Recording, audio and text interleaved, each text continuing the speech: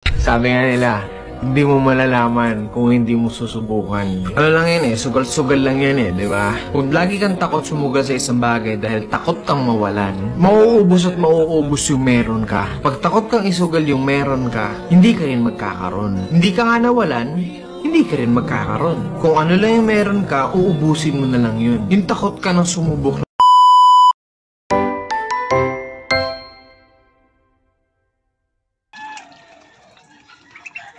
Yan. Good yan, goods. Ayos yan.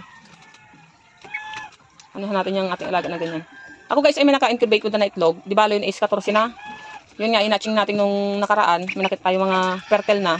Kumbaga, is hoping na mapaano at nakano tayo ng kulungan na maayos-ayos. Kasi yung nakaraan natin sayang talaga. Dahil pinaon nga ni Tambo at Kuting. Hindi ko alam kung sino doon sa dalawa. Pero andun na yung kapabayaan natin na nagkampante tayo. Kaya ngayon sa sunod na batch nila, na anak nitong ating Peking duck na adult ay mapaayos na natin yung kanilang kulungan.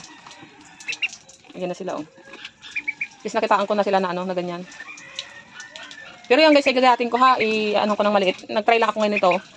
Kung carry nilang magkain ng ganyan. Kaya sa sunod, kukuha na tayo ng mga dahon ng saging. Tapos yung puno niya para ipakain sa kanila. Para masanay na sila habang malaki.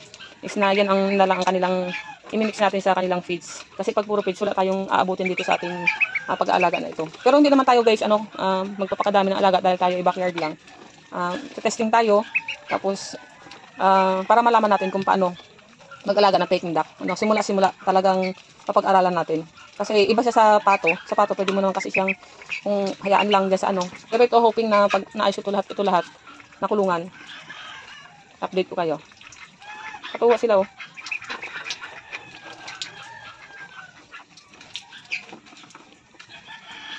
Pero gagayatan natin sila guys na liliit niyan.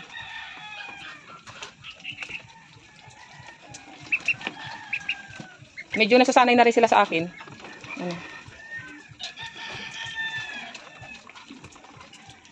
Ano na yung aking tubig yung 1 galon. Kasi mag-inom sila is talaga tagas.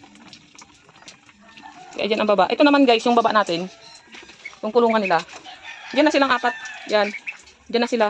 Yan. Ito guys ay kulungan niya ng baboy dati. Tapos ito, yan sa baba. May depositohan tayo. Diretso yan doon.